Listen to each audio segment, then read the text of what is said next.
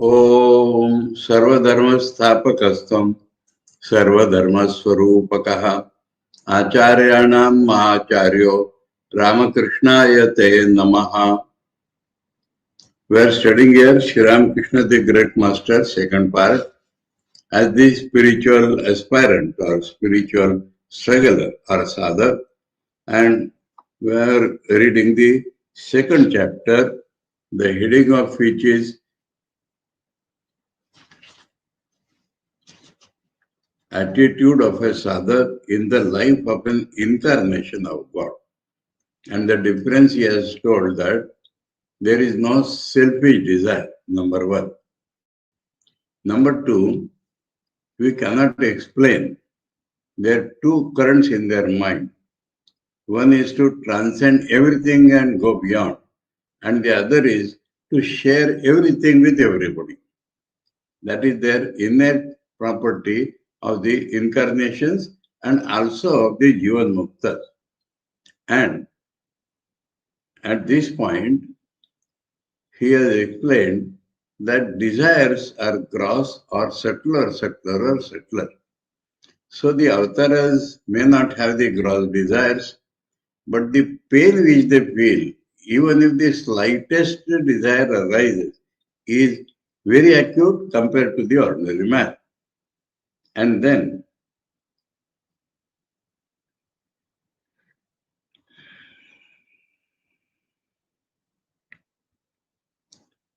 why they are doing sadhana? That continuously they see the world with two different points. One is like us, one is the divine. And so, world is real or not for them? World is somewhat like real. Why this is discussed? Because why they have the tendency to share it with others. If the world is totally false, there is no other. But they do experience from the lower point of view also, where the world is real. And so they know that all the beings are suffering from ignorance, and so the compassion arises. That was the last point. So now we come to para number 13.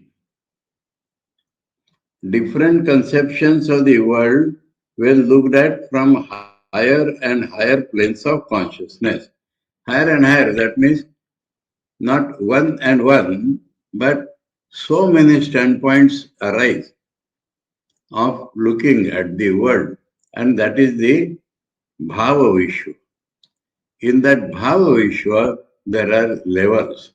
Now here I may point out a basic difference between Shankaracharya's approach and the approach of Sri Ramakrishna or all incarnations or the Vedas themselves. And that is why Swami Vivekananda has called Sri Ramakrishna as the Vedamurti.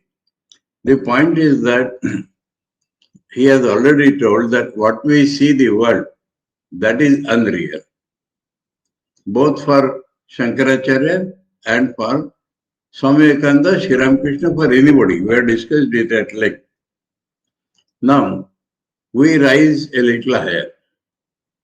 Compared to the absolute reality, that is also unreal.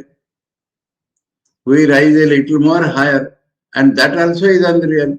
That also is unreal. That also is unreal. The final one is real. That is Shankaracharya's approach. And what is Sri Ramakrishna's approach? This is nearer the reality. So this is more real than this. This is more real than this. That is more real than this. And so, Swami Vivekananda says, we do not travel from error to truth, but we travel from lower truth to higher truth. That is the basic difference. The difference is of naming and emphasis. Why? Because all this, compared to the absolute reality, this has to be called to be unreal.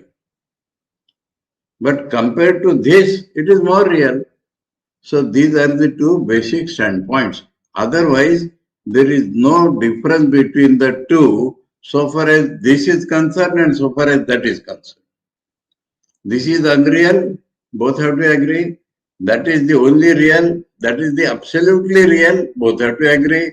Now, in between, little less or more real, little more or less unreal.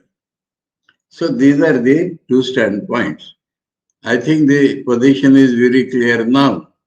No fundamental difference between how to look at the world from that standpoint. So now he is telling that from every standpoint the world changes. Swamiji has given an example, reverse direction. Suppose we are going from here to the sun, and from every stage we take a photograph of the sun. So every photograph will be the photograph of the sun, but less or more approximate to the nature of the sun. So that is how we look at it. Even if we call all of this unreal, but we can never jump from here to there. That one has to understand. We cannot jump from here to there. Impossible. We have to travel this way. We have to travel step by step. And so that is how the incarnations look upon it.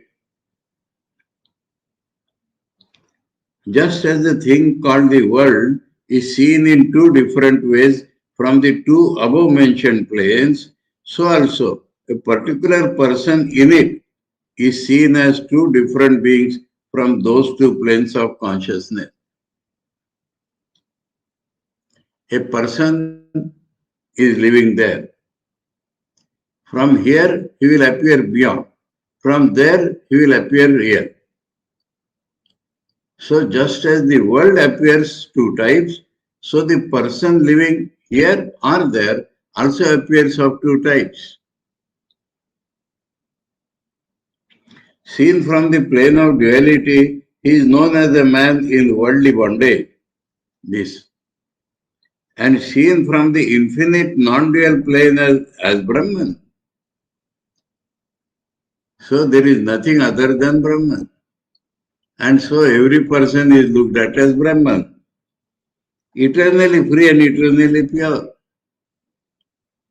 The infinite non-dual plane is the highest region in the realm of ideas. So this is the realm of ideas.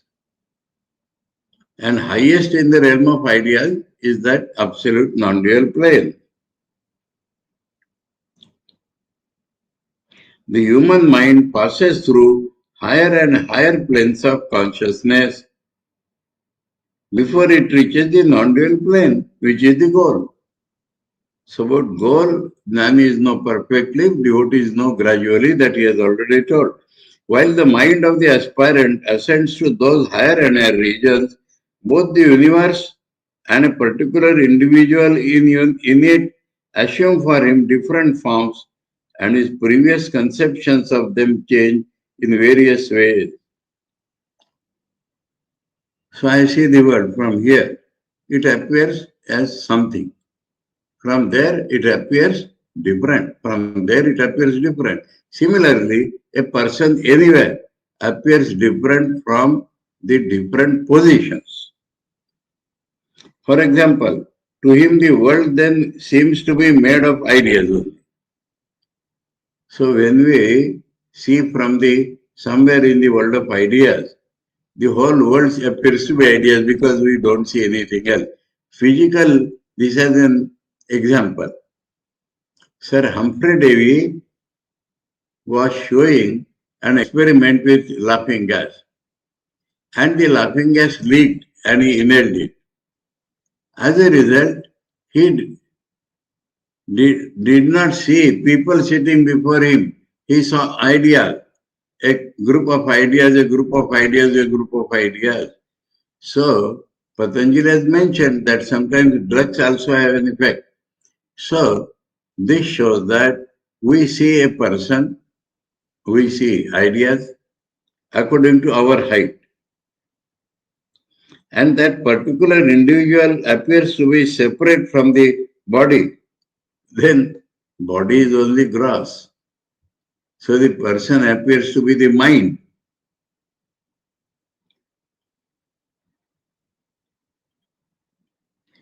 And endowed with extraordinary powers. Yes, the powers we cannot see from here. From there we see that he has powers. Or made up of mind. That is what is the thing. Separate from body, made up of mind, or of the light celestial. That means made of light only, made of consciousness only, beyond mind. So this is our view of the world and of persons in the world. Man attains an exalted plane of consciousness through the power of incarnations and finds them devoid of human nature. Now that is a wonderful thing. We are in company with the incarnation. So by that power, unconsciously our mind is raised. So with that raised mind, how we look upon them? Not as man, but as infinite, but as incarnations. So by the power of incarnations, we can recognize an incarnation. If an ordinary man approaches an incarnation of God with devotion and reverence, if his mind is blocked in the lowest level, then he cannot understand his incarnation. But if his mind is flexible or transcendental by nature, he is ready to rise above. So, devotion means an attraction to go up. That is devotion. And reverence, Shraddha, means what we do not see is real. That is in the mind. So with this attitude of a man approaches, that is the vast difference. Why some people recognize the incarnations and others do not. He ascends unknowingly to the higher and higher planes of consciousness spoken of before. Of course, he gets that power of ascension owing to the incarnation's wonderful powers. His mind is universal. Our minds are connected with the universal mind. And due to that power, if we have the flexibility, we rise. It is therefore clear that the devout aspirants, bhakti, seeing the incarnations from the vintage ground of the mental height, newly scaled by him, that is a vintage ground. From there we see, not from here. Comes to the conclusion that divinity endowed with wonderful powers is their real nature. So you understand the real nature of the incarnations by the power of the incarnations because he rises to a mental height. And that they fail the assumption of human nature.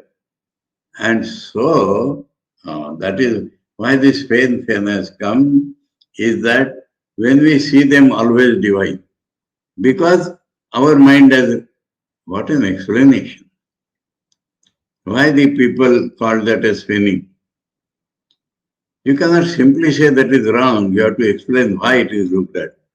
So, they have devotion and mind is flexible, by their power works on them. They are not aware and they rise up and they see them as having wonderful powers. Now, if they see them like human beings, they will say it is paining.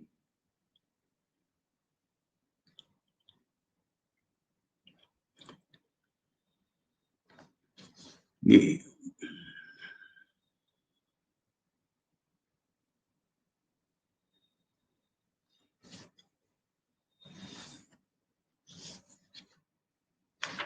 Oh, page gone. Aspirant seeing the incarnation. Oh, okay. And that is their real nature. And that they feign the assumption of human nature out of compassion for the ordinary man. Otherwise, he will not be able to catch at all. As his devotion grows deeper, the devout aspirant is seen at first to have that conception about these devotees of God and afterwards about the whole world, his creation. So by their power, he recognizes them as God. And then God's creation also he sees as a different thing, not grossly real as we feel, it is all power. The evolutions of the minds of the incarnations of God. Another important topic. Jivas and incarnations of God differ in power only. So the mind of a human being or God appearing as a human being. So the mind is human. And according to the biological growth of the body, the mind undergoes development. So this rule is followed by the incarnations also, because they have taken the human mind. Now, if you are continuously comparing incarnation and ordinary man, then we ask why it is the difference. The difference is that their power to rise is very big. Their power to influence people is very big. Man's power to rise is nothing in proportion to theirs. That is the difference in power. It has already been said that as form a belief in the reality of objects seen in the world of ideas in higher planes of consciousness as in that of things and persons seen in the ordinary world, that compared to the ordinary world that is more real, is found from time to time in the lives of incarnations from their very childhood. So because they are incarnation. So that rising suddenly is there right from childhood. As in course of time, such visions very often repeat themselves in their lives. So mind is growing, so these visions repeat. Their faith in the existence of the world of ideas as against that of the gross external world grows in firmness. So when again and again that experience comes, that grows more real, and this does not remain real at all. Ascending to the highest non-dual plane of consciousness and getting the immediate knowledge of the reality of one only without a second. Immediate is not in the sense of time, but without the mediacy of organs and the mind. We experience everything with the mediacy of the mind and the organs, and it gets distorted. But without this mediacy, the real nature is seen by the incarnation. Reality of one only without a second. So that is the nature of God. There is no second. What we see, second, third, fourth, that is God's appearance. In itself not real, but appearance of God, from which has manifested the universe of various names and forms. From that one without a second, the world of names and forms as is manifested. They at last realize perfection and reach the akim of their lives. So they reach there. The case is the same with persons liberated in life. So next category, Jivan Muktas. So they also, like incarnation, they are also passing like that. But they have to make a lifelong effort to realize the truth. Whereas the incarnations of God arrive at it in a very short time. Or even if they can reach the non-dual plane in a short time, Jivan Mukta, they get a very small amount of power as compared with the incarnations of making others ascend to that plane. So that is the difference. Remember the master's teaching on this matter, the difference between a jiva and an incarnation consists in the manifestation of powers only. Ordinary jivan muktas, adhikarik purusha, the Ishwar kotis, and God, incarnation. So the power to rise, that is different. Power to influence others also is different. Otherwise, because they have taken human body and mind, so they are the prototypes of man. We can follow them. An incarnation, now, another characteristic. A God man, we see that in the modern context, this is not a happy word. Incarnation, that is God appearing as man, is all-knowing. So, this all-knowingness also manifests itself later on. Profound thing Saradananda is teaching and making it very rational, understandable. Enjoying the immediate knowledge of the cause of the universe, Ishwar is always called here as cause of the universe. The incarnations dwell for a while in the non-dual plane and then descend to the lower planes of the mind. Not lowest, but lower planes. Otherwise they cannot stay there. In the eyes of the ordinary people, they still appear as human beings. But after Nirvikala Samadhi, what has happened? They come down. So in our eyes, they are not ordinary beings. But in reality, they are not such. They have become supermen or godmen. Supermen or godmen, God in man. After having the direct knowledge of both the universe and its cause, they feel the universe to be of a comparatively shadowy existence. Yeah. Comparatively shadowy existence. Because they can be on the lower plane and they see that we are all on the lower plane. The uncommon high powers of their minds then continue to manifest of themselves through them for the good of humanity. So that is the connection. They are like humanity, they are beyond humanity. So the world appears to them to be of a shadowy existence and they can influence it to rise higher.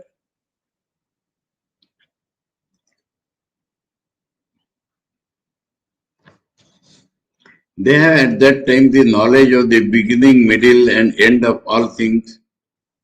Beginning, all things, manifestation of God. Middle, as human beings. End, again, God. And attain omniscience. So they know everything. They know the beginning, middle, and end of the whole world. It is then only that we, weak men, see their extraordinary character and action.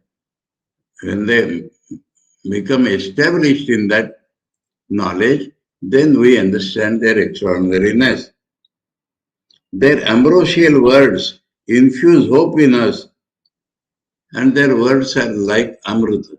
What is Amrita? It gives joy. It lifts our mind. So it gives joy.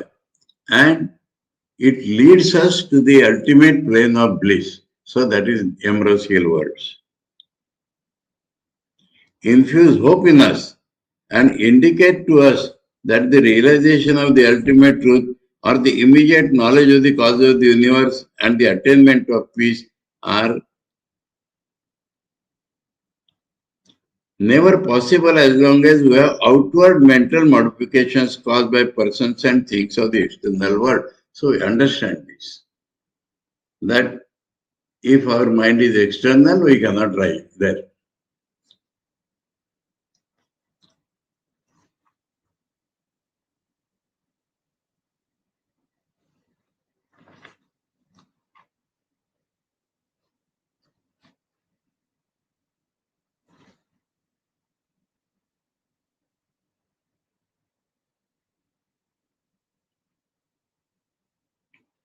So if the mind is externalized, they cannot rise. Okay. So the first attempt has to give up the externalization of the mind, and there comes the self-control. The acquisition of the knowledge of the cause of the universe is impossible through the study of the natural sciences with the help of outward mental modification. So you may do any number of research in the physical sciences, but every time you'll have to think of matter and you have to be external in their consciousness. Impossible to realize God. However, you may do research in the field of physical science. Some of my friends say, where religion has reached, science is almost reaching. Science is not reaching anywhere. The feet of science are in the mud because they believe in the reality of the five senses only. Scientists may rise. Scientists may leave that field, and if he has devotion and transcendental trend of the mind, he may rise. Science does not rise. And that is what very clearly Saradananda is telling. No misconception should be there in this matter. That Dr. Sarkar, we have seen, was telling to lower we rise. That is not the lower vidya. Lower is rising higher. Science has no depth at all, no? Physical. So that is not lower. Lower, what Saradananda has been telling, is going to high. The intermediate steps are called the lower truth. Now, this is replying to the anticipatory question of those addicted to Western science. The reader well versed in Western learning will say, everything is spoiled now. You have only made your position weak by speaking like the frog in the well of the fable. He who knows how, because you do not know how science has progressed. He who knows how far man's knowledge has progressed and is daily progressing as the result of investigations into the things and persons of the external world can never assert what you do. To this we reply, we admit what you say about the progress of material sciences, but the ultimate truth can never be realized by you through them. For you are content to look upon the cause of the universe as insentient, or as an entity inferior to and of less consequence than yourself, where consciousness is very clear. And if the cause of the universe is matter or energy, then it has no consciousness. It is lower than us. So looking at God objectively brings this defect. And with the progress of science, you have made the ever-increasing enjoyment of sight, taste, etc. the only aim of your life. So you are stuck in the mud. Because what all this gives you? Enjoyment. Enjoyment of the senses. Not even the subtler enjoyment of heaven. And this has become the aim of life. Therefore, even if it can be proved in future with the help of instruments, that all the things of the world, sentient and insentient, owe their origin to one single insentient substance, the objects of the subjective realm will forever remain for you unverified. Subjective is inner, the mind, the ideas, that will never come as a subject to you. unverified. Unless it is realized by you that the path of man's liberation lies through the renunciation of the desire for enjoyment. So he has made it rationally absolutely clear. Enjoyment means externalization of the mind. Going to God means inside, inside, and inside.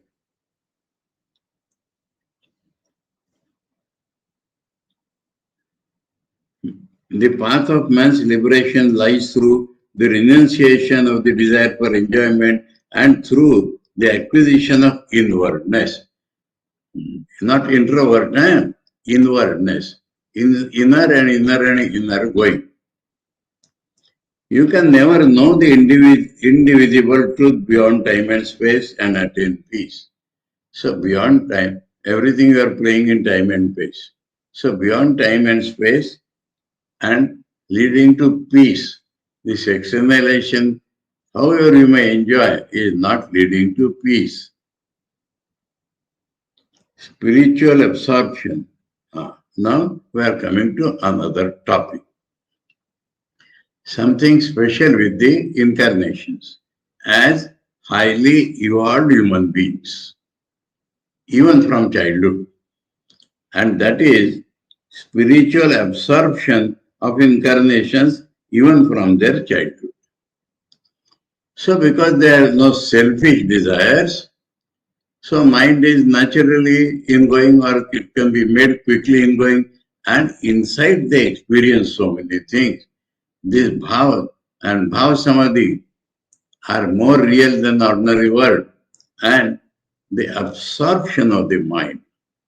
Because when the mind takes a particular course, it does not go here and there. And so they have the capacity for absorbing the mind in higher realms. That is one of the not uniqueness, but the special characteristics of the incarnations. These special characteristics means we can also mold our lives in that direction by cutting off the externalization, more and more thought world, idea world, then we will also get absorption. They have it naturally. It has been said that all the incarnations were from time to time immersed in spiritual states from their childhood. For example, from time to time, all incarnations, Krishna made his parents and friends realize his divinity in various ways, even in his childhood. So even in his childhood, suddenly he will appear as divine. So his friends, parents, everybody will see him as divine.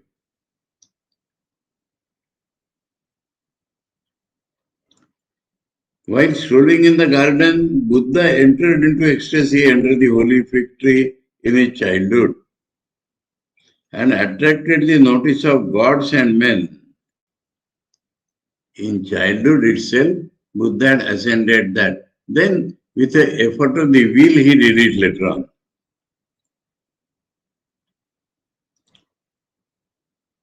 Jesus, attracted by his love, sylvan birds in his childhood and fed them with his own hands. So this is also why the birds became attractive. They felt he is loving us even in his childhood. Shankara, while a boy, charmed and assured his mother by the influence of his spiritual power and renounced the world. So he wanted to renounce, the mother was not agreeing, but he charmed her and influenced her and made her agree.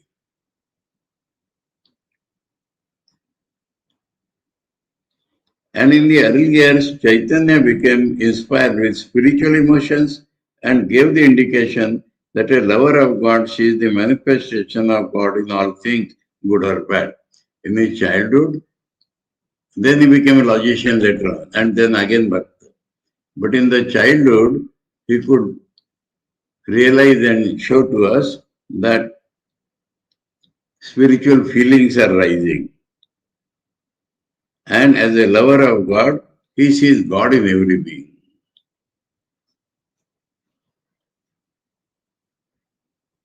There is no lack of such events in the Master's life also. So having stated the general quality of the incarnations, he now comes to Thakur's life. We mention a few here as examples for the reader to understand the point. These were recounted by the Master himself, and we understood that it was very early in his life when, for the first time, he became merged in the realm of ideas. He said,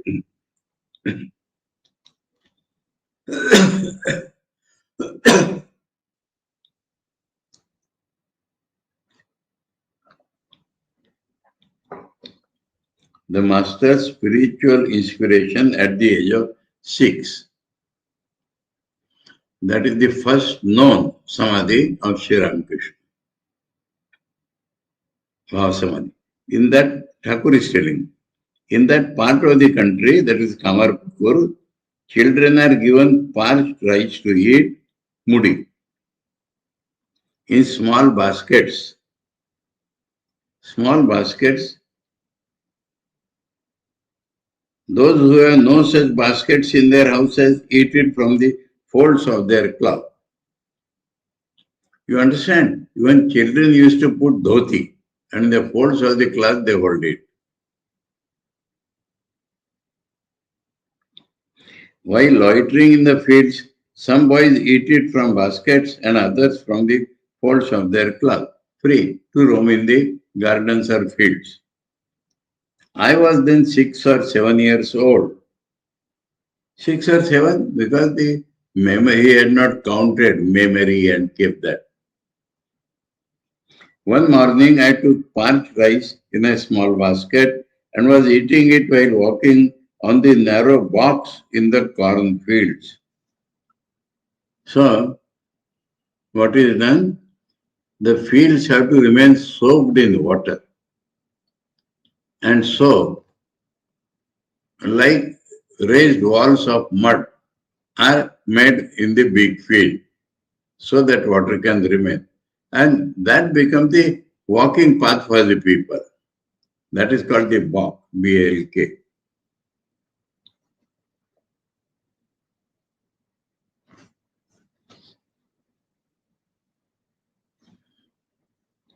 One doubt is coming, cornfields.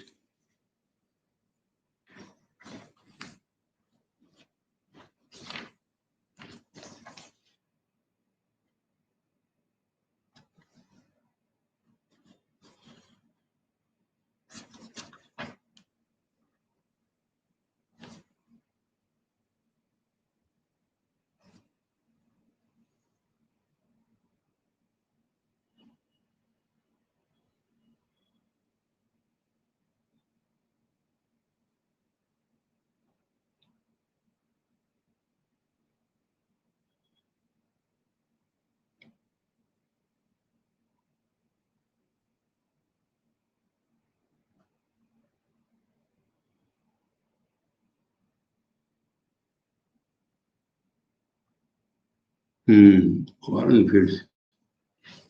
Fields, agriculture fields. Corn, if it is maize, that does not require that type of water. Paddy fields only require. Anyway, so this struck me in the Bengali. There is no mention. We may only say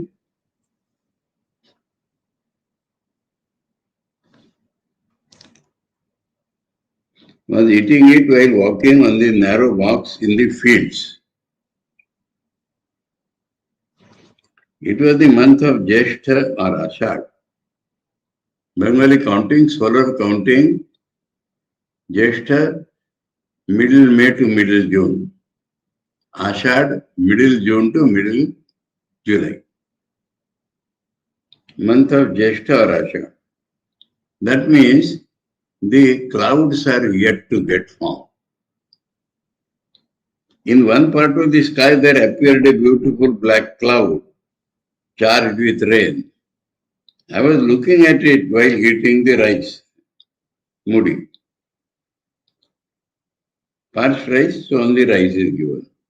Very soon the cloud covered almost the whole sky. That is the symptom of Ashadasya Prathama Divase. when a flock of milk-white cranes flew against that black crowd. It looked so beautiful that I became very soon absorbed in an extraordinary mood. What is that speciality? Two opposite things. In his mind, two opposite things are the forms of one reality. That was the thing. It looked so beautiful that I became very soon absorbed in an extraordinary mood. Such a state came on me that my external consciousness was lost. I fell down and the rice got scattered near the bog.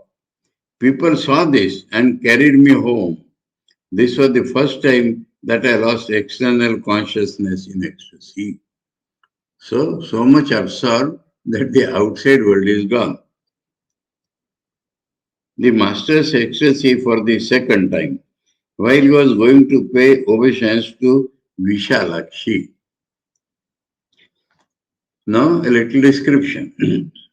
The village called Anud, this English R is equivalent in Bengali and Hindi with the with a point below.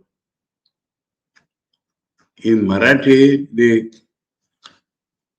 approximate equivalent, if you can apply, is Anud, Belud Mat. But no exact equivalent, so we call Belur Mat, Belud Mat. So Anud is situated about 2 miles north of Kamarpukur.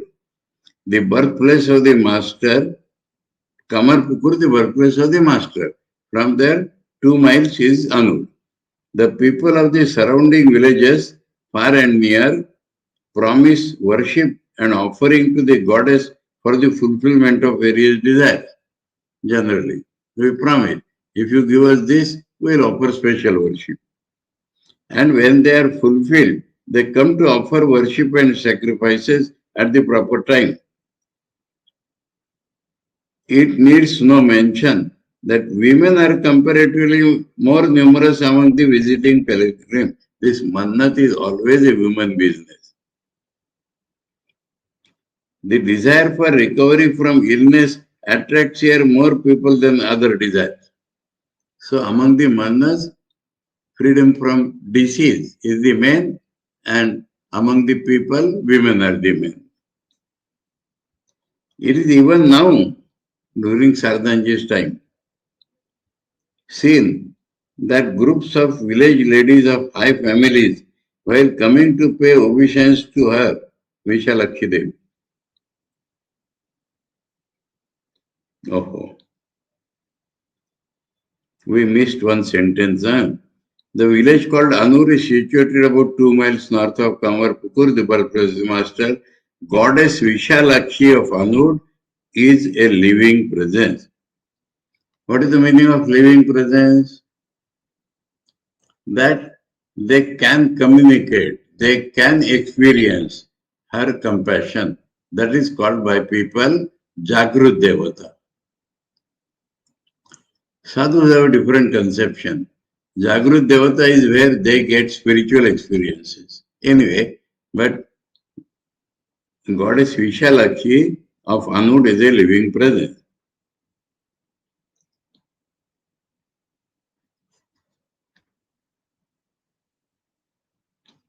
It is even now seen that groups of village ladies of high families, while coming to pay obeisance to her, sing songs and tell stories about the first appearance and self-revelation of the goddess, and travel across the fields without fear. Kamarpukur and neighboring villages were more populous and prosperous during the master's childhood than now. This becomes evident to us when we find the deserted, broken brick-built houses. That means at that time, overgrown with jungles, dilapidated and decayed temples, the platforms for religious dances and the like. That we find, so at that time it was prosperous. Therefore, we infer that the pilgrims to the goddess at Anud were then very numerous. Now, here the footnote about the name of the goddess. It is difficult to ascertain whether the name of the goddess is Vishalakshmi or Vishalakshi. In Bengali, that Ksha and Kshma are all pronounced similarly. Vishalakshi. Vishahari is another name of the goddess Manasa, met with in ancient Bengali books. This word Vishahari may easily be transformed into Vishalakshmi. One chance. Again, in describing the form of Manasa, the word Vishalakshi is used in books like the Manasa Mangala. Vishalakshi means big eyes. So Manasa is perhaps called by the names of Vishalakshmi or Vishalakshi, who accepts people's worship here. The worship of the goddess is seen in many places. Vishalakshi. We saw a beautiful temple of that goddess on our way from Kamarpukur to Ghatal, Andhra direction. We were convinced that there had been a very good arrangement for worship there when we saw the music hall, the tank, the garden, etc. attached to the temple. Okay. The goddess resides under the open sky. That is the beauty of that goddess. In the field, the cultivators build every year an ordinary covering of leaves to protect the place from rain and sun. There is an indication in the neighboring heap of ruins that there was a brick-built temple at one time. Asked about it, the villagers say that the goddess has broken it down of her own accord. They narrate a story about her livingness.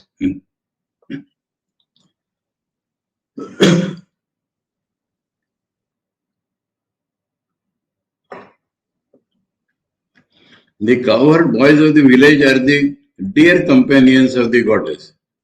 They come here in the morning, in those days, let loose the cows and sit there. They tell stories, sing songs and play games. They pluck wild flowers and decorate her. They take the money and sweets offered to the goddess by pilgrims, open, and wayfarers and enjoy themselves. She cannot do without these sweet pranks. Living. Once a rich man of a village, having had his desire fulfilled, built that temple and installed the goddess in it.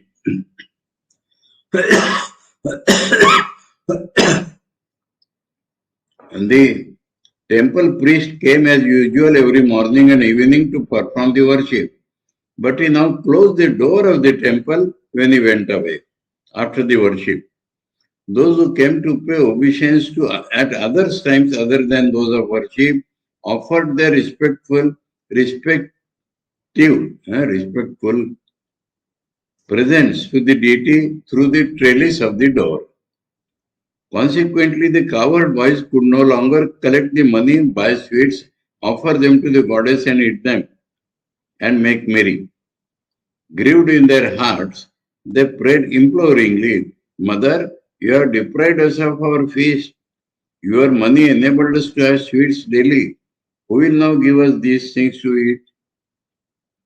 The goddess, the villagers had, heard the complaint of these simple-hearted peasant boys, and the temple developed such a big crack that very night that the next day the priest brought out the goddess hurriedly and placed her in the open, lest the image should get buried under the debris of the temple.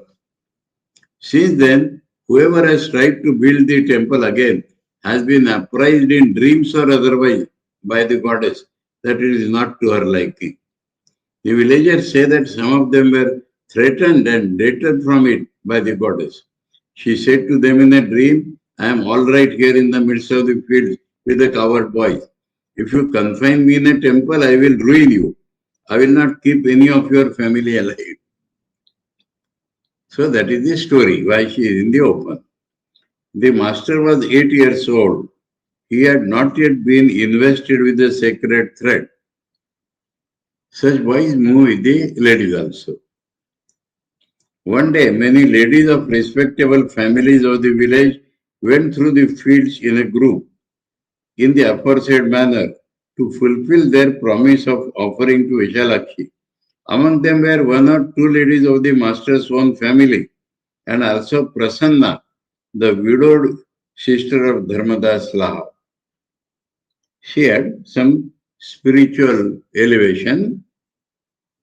The master had a high opinion of her purity, amiability, simplicity, and spirituality. He told the Holy Mother many a time, that is future, but is connecting that. He told the Holy Mother many a time to follow her advice in all matters. He also spoke of Prasanna from time to time to his women devotees. Prasanna too had a genuine affection for the Master from a childhood. She looked upon him very often as God himself. That is the elevation. As a simple-hearted woman, she was charmed to hear the holy stories of gods and goddesses and devotional songs from him. She would now and then affectionately ask him, Gadai, Gadadhar was his name, from the Vishnu of the Gaya Vishnu temple. So, in short, Gadai. Gadai, why is it that you often seem to me to be God himself? Yes, truly I feel so. Gadai heard it and sweetly smiled but said nothing.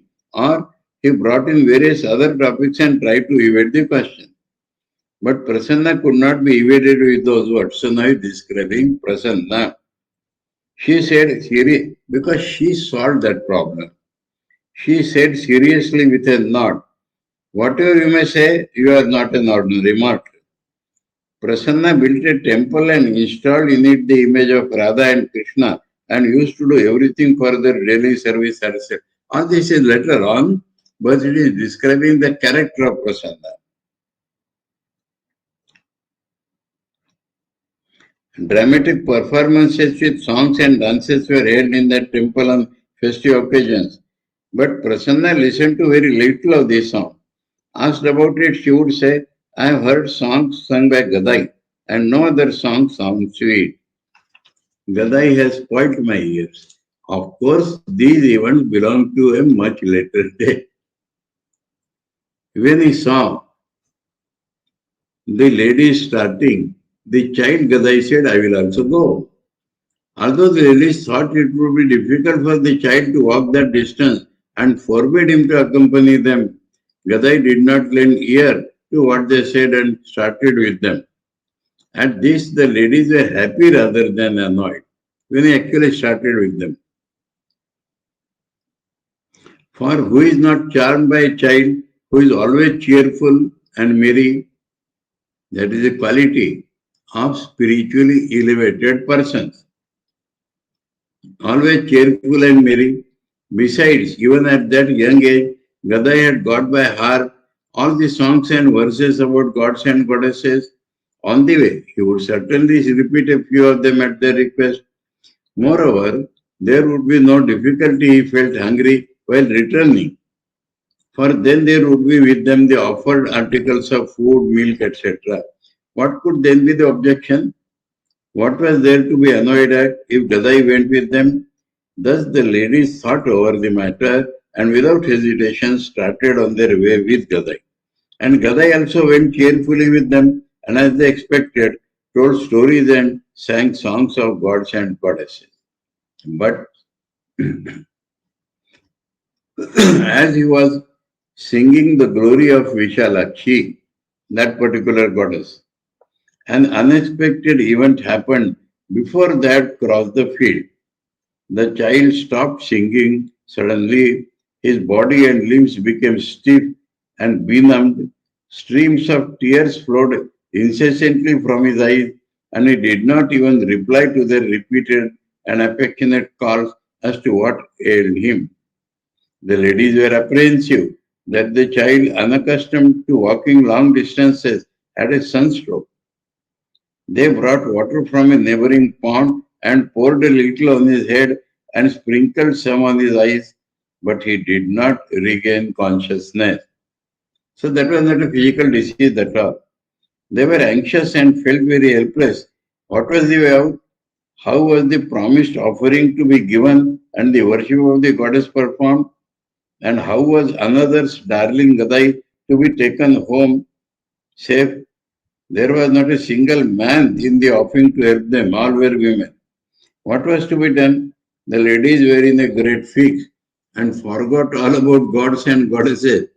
They sat round the child and sometimes fanned him, sometimes sprinkled water on him, and again called him by his name. A short time passed this way when Prasanna felt suddenly in her heart. Her character has been described.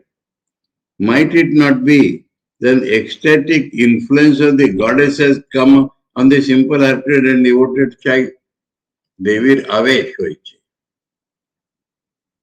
Have I not heard it said that the ecstatic influence of deities comes on men, women, and children who are pure and simple-hearted like him? Prasanna expressed this thought of hers to the other ladies and asked them to repeat with concentrated mind the name of Vishalakshi instead of calling Gadai. The ladies had a reverence for Prasanna on account of her pure character. They easily believed her words and addressed the boy as the goddess and said again and again, "O Mother Vishalakshi, be pleased, save us, Mother. Please be compassionate to us. Take us to a safe haven, Mother." Wonder of wonders. No sooner had they called on the name of the goddess a few times than the face of Gadai brightened up with a sweet smile, and signs of a slight external consciousness were seen. They felt reassured and were certain that an ecstatic influence of the goddess had come upon the child. They saluted him again and again, addressed him as mother, and prayed to him. The child regained external consciousness by degrees and was in his normal state again. But strange to say, no fatigue or weakness was observed in his body owing to the change which had come up on him just a little while before. So nothing physical. With overflowing devotion, the ladies then arrived at the place of goddess with Gadai. They offered the worship duly, returned home, and told everything to his mother. She was frightened and offered that day a special worship to Raghuveer for the good of Gadai. Their family deity, Ramachandra, called Raghuveer. She offered salutations to Vishalakshi and owed a special worship to her also. So, these two events of how much absorbed he could be. A third event also is there. We'll come to that tomorrow. So, we have seen to clearly incarnation, their influence of people, how people recognize them, and evolution in all this, and speciality of the incarnation to get absorbed in a thing so much that to lose the external consciousness. We have to learn all these things which is possible for us, though we know that there is a difference of power. So we must attempt to become absorbed in a thought of God, not of ordinary thing. So, Om Sarvadharma Sthapakasvam Sarvadharma Swarupaka Acharyanam Mahacharyo Ramakrishna Te Namaha. Om Shanti Shanti Shanti. Hari Om Tat Sat. Sri Ramakrishna Arpanamastu.